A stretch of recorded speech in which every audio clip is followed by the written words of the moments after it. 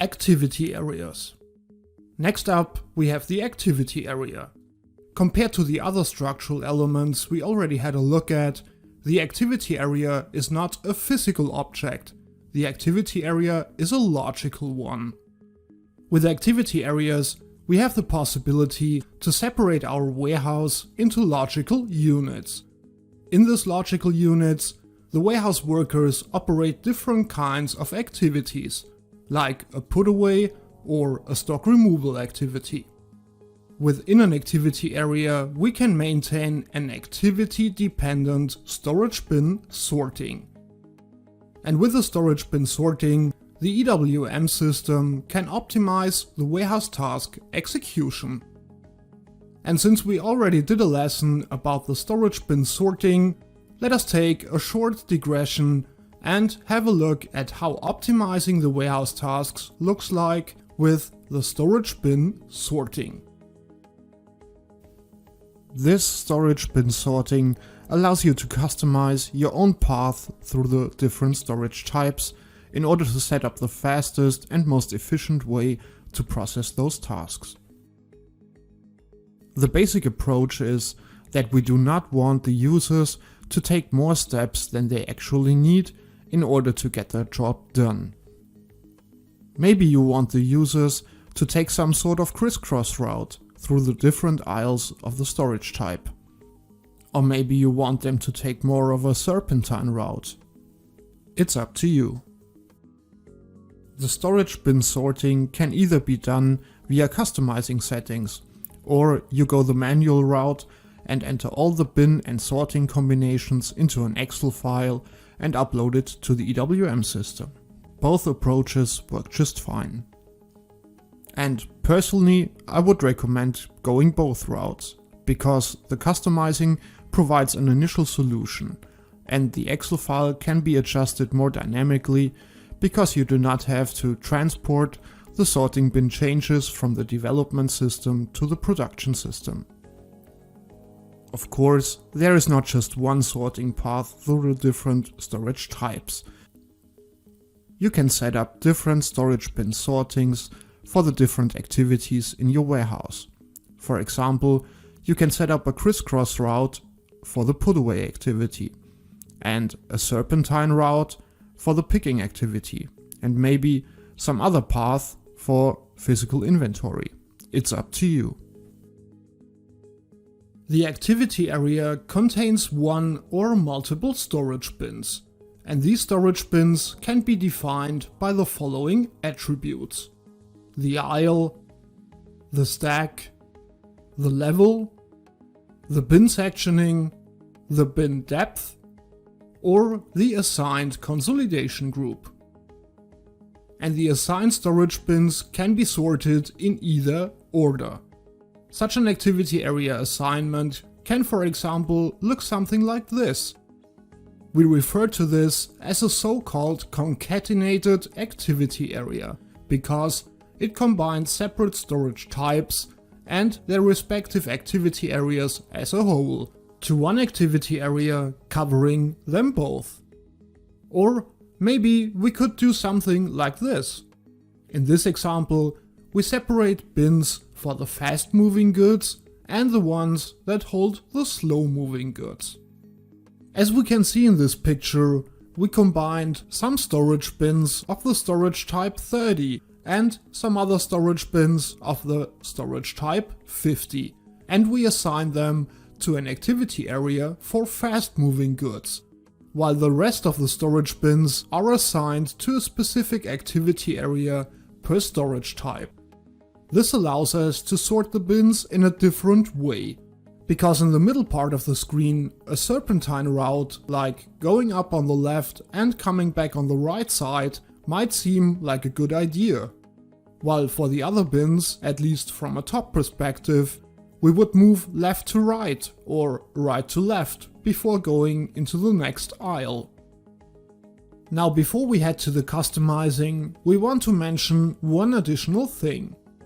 When you use activity areas and do a storage bin sorting, we always are in need to re-execute the assignment and sorting whenever we add delete or change existing storage bins? Well, because if all the bins are assigned to an activity area and we add a new one, the assignment and the sorting is missing. Just something we have to keep in mind. And now let us have a look at how we can set up activity areas in the SAP EWM system.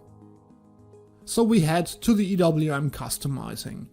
This time we head for the master data node. We go for the activity areas, and at first we are going to have a look at the definition of activity areas. And for the upcoming customizing settings, let us just have a quick look at this one. As always, what we see right here is basically just giving our activity area a name. And the name of choice was K01A. And why wouldn't we name it that way? And now let us head back and check out the other customizing settings. Well, and next we are going to assign some storage bins to our activity area. And again, we will go with a K01A as an example. And for this activity area, we want to include the storage bins from the storage type KOM, the bins from aisle 1, since we did set the start and end value to 1, and the bins that spread across the stacks 1 to 21.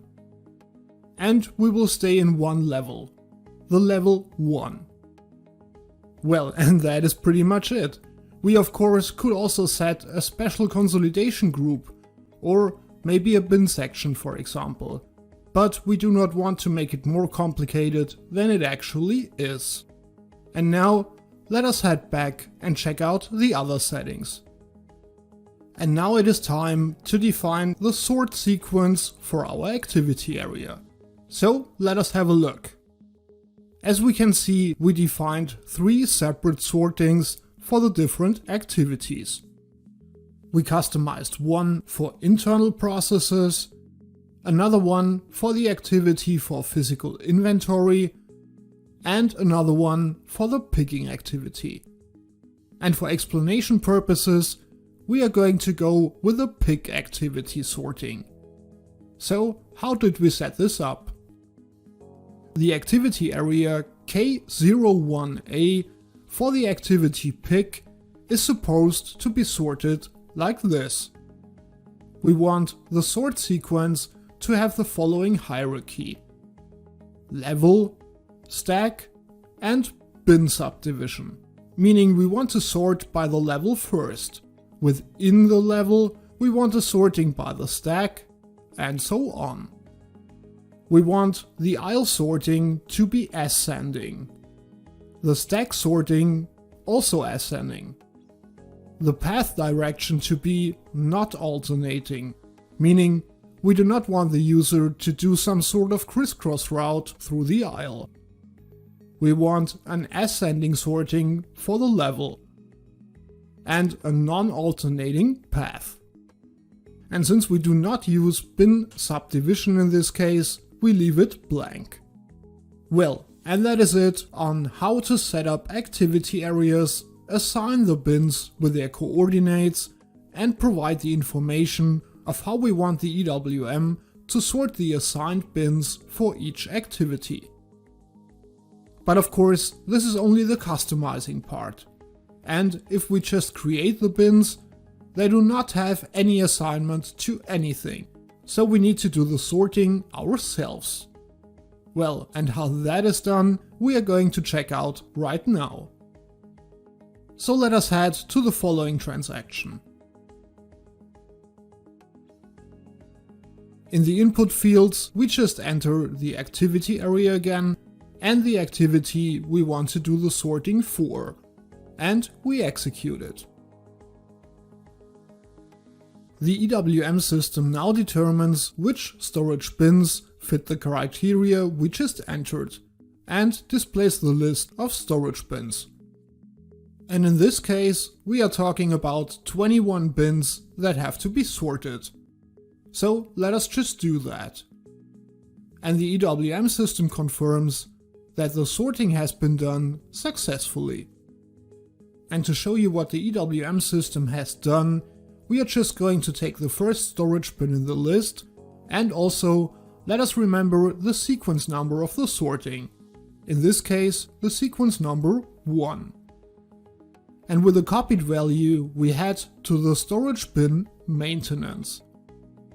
We enter our storage bin and we head for the Activity Areas tab.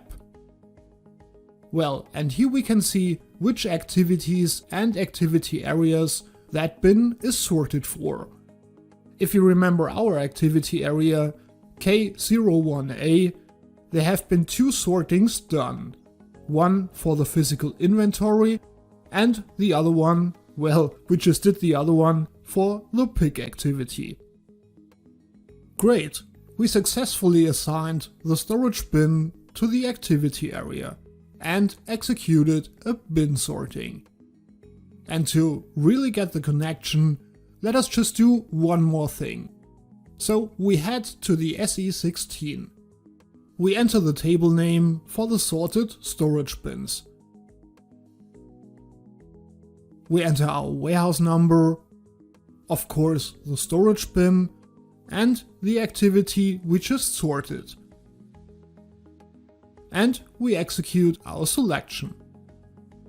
Well, and the database entry basically shows us the same data we just had a look at in the storage bin maintenance, but also the sequence number for this specific combination of the bin, the activity, and the activity area. And that sorting number is 1. So the same thing we saw when we executed the sorting. And that is it on the chapter about the activity areas and the storage bin sorting in the EWM system.